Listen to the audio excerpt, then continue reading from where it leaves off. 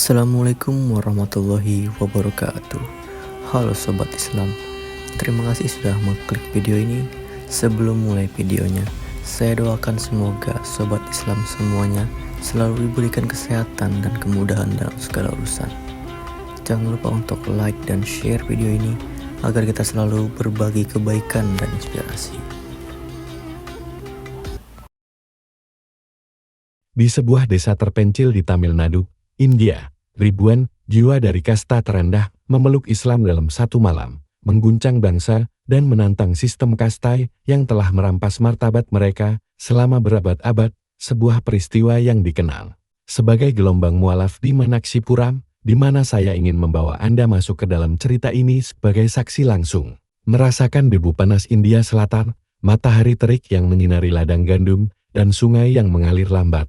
Di balik keindahan itu tersimpan luka dalam dari diskriminasi kasta yang telah menghantui masyarakat India sejak zaman kuno. Sistem kasta yang dibangun oleh agama Hindu membagi manusia ke dalam lapisan-lapisan seperti Brahmana yang dianggap suci dan berkuasa, Kshatriya sebagai pejuang, Vaisya sebagai pedagang, dan Sudra sebagai pekerja, dengan Dalit di posisi paling bawah. Sering disebut orang-orang tak tersentuh karena dianggap najis dan tak layak. Dipaksa melakukan pekerjaan kotor seperti membersihkan saluran pembuangan, mengumpulkan kotoran hewan, atau bekerja di ladang tanpa upah layak, dilarang memasuki kuil Hindu, minum dari sumur yang sama dengan kasta atas, atau bahkan berjalan di jalan yang sama. Seringkali harus berjalan dengan kepala menunduk untuk menghindari bayangan mereka jatuh pada orang kasta tinggi. Dan untuk memahami bagaimana semuanya dimulai, mari kita lihat melalui mata Raffi, seorang pemuda Dalit yang lahir di gubuk red di pinggiran Manaksipuram, sebuah desa kecil dengan rumah-rumah sederhana terbuat dari tanah dan jerami, di mana ayahnya, seorang petani burul, sering dipukul oleh tuan tanah kasta atas hanya karena melihat ke arah yang salah atau berbicara tanpa izin. Ibunya, seorang perempuan renta, harus membersihkan rumah-rumah Brahmana dari fajar hingga senja tanpa pernah diizinkan menyentuh makanan mereka,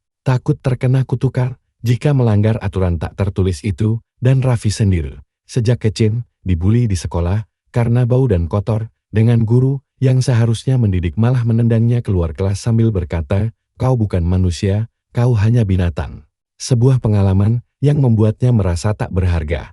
Tapi ini bukan hanya cerita Raffi, melainkan realitas yang dihadapi jutaan Dalit di seluruh India, di mana kekerasan fisik, pelecehan verbal, dan penindasan sosial adalah bagian sehari-hari. Dan mengapa Islam? Mengapa mereka memilih agama yang datang dari luar? Jawabannya terletak pada sejarah kedatangan Islam ke India sekitar abad ke-7 melalui pedagang Arab di pantai barat, di mana Islam menyebar melalui perdagangan dan invasi, menawarkan pesan universal bahwa semua manusia setara di mata Tuhan, tanpa membedakan kasta, ras, atau status sosial. Ini adalah pesan yang sangat kontras dengan Hinduisme yang kaku, di mana kasta ditentukan sejak lahir berdasarkan karma dari kehidupan sebelumnya dan tak bisa diubah. Sehingga banyak yang melihat Islam sebagai jalan keluar, seperti selama kekuasaan Mughal di abad ke-16 hingga ke-19, di mana raja-raja dan pemimpin memeluk Islam dan ribuan dari kasta rendah konversi untuk mencari kebebasan dari penindasan. Tapi gelombang di Manaksipuram bukanlah yang pertama. Itu adalah puncak dari ketidakpuasan yang telah menumpuk selama puluhan tahun. Dipicu oleh gerakan-gerakan sosial dan organisasi seperti Tablighi Jamaat yang didirikan di India pada tahun 1926 oleh Maulana Muhammad Ilyas, berfokus pada dakwah damai dan bantuan sosial, berkeliling desa untuk mengadakan ceramah tentang kesetaraan. Islam menawarkan sekolah gratis, klinik kesehatan, dan makanan. Sehingga di Manaksipuram, mereka menemukan tanah subur di antara Dalit yang hidup dalam kemiskinan ekstrem, tanpa akses pendidikan atau kesehatan yang layak. Meskipun pemerintah India telah mengeluarkan undang-undang seperti Undang-Undang Pemberantasan Praktik Tak Layak pada tahun 1955 dan Konstitusi India yang menjamin kesetaraan, tapi di tingkat desa, polisi sering berpihak pada kasta atas dan kekerasan terhadap Dalit masih merajalela dengan kasus pembunuhan, pemerkosaan, dan diskriminasi yang tak terlaporkan. Sehingga Raffi pada usia 20 tahun, saat bekerja sebagai buruh di ladang gula, bertemu dengan Ahmad, seorang mualaf yang dulunya juga Dalit, di mana Ahmad menceritakan bagaimana setelah konversi 10 tahun sebelumnya, ia merasa dihormati di masjid tanpa ada yang bilang ia kotor, menawarkan secangkir teh sebagai simbol persaudaraan, membuat Raffi penasaran dan mulai menghadiri pertemuan-pertemuan rahasia di bawah pohon beringin besar di pinggir desa, di mana mereka membaca Al-Quran, belajar tentang Nabi Muhammad yang memperlakukan budak dan orang miskin dengan setara, dan ada juga Sita, seorang perempuan muda berusia 18 tahun yang telah mengalami pelecehan seksual berulang kali oleh pemilik tanah kasta atas, memperlakukan perempuan dalit seperti barang, sehingga suatu malam setelah diserang lagi, Sita melarikan diri dan bertemu dengan dai Islam bernama Karim, yang menjelaskan bahwa dalam Islam, perempuan dilindungi, dihormati, dan memiliki hak yang sama, dengan ayat-ayat Al-Quran yang menekankan martabat manusia, membuat Sita merasa ada harapan, dan gelombang konversi tidak terjadi secara tiba-tiba, tapi melalui diskusi panjang, di mana kelompok dalit terinspirasi oleh B.R.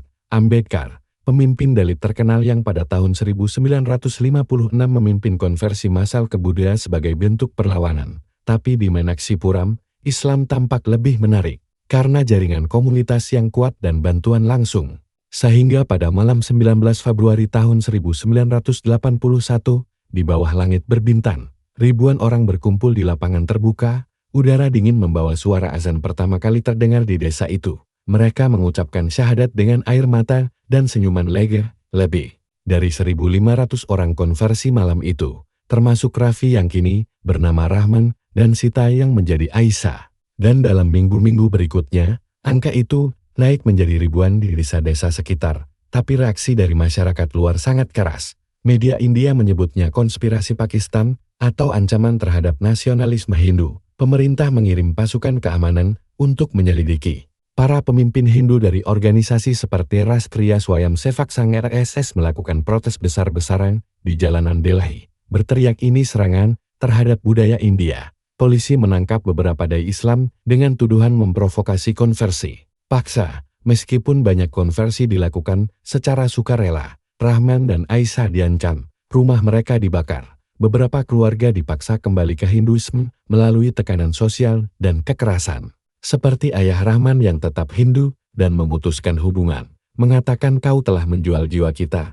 Tapi di tengah kekacauan itu, Rahman membangun masjid kecil di desa dan mulai belajar membaca Al-Quran, merasa bebas untuk pertama kali dalam hidupnya. Aisyah menemukan kekuatan baru sebagai perempuan Muslim, bergabung dengan kelompok perempuan yang belajar hak-hak mereka dan melawan pelecehan, meskipun masih menghadapi tantangan seperti diskriminasi dari tetangga. Dan gelombang ini tidak terbatas di Menaksipuram, melainkan menular ke desa lain, seperti Nagapatinam dan Madura, di mana ribuan dalit lain melihat ini sebagai jalan keluar, dengan lebih dari 10.000 orang konversi ke Islam dalam beberapa bulan, memicu pemerintah India untuk memperketat undang-undang konversi pada tahun 1981, mengharuskan setiap konversi dilaporkan ke otoritas untuk mencegah apa yang mereka sebut konversi paksa. Tapi banyak yang melihat ini sebagai upaya untuk melindungi sistem kasta daripada melindungi hak asasi manusia. Dan inti dari cerita ini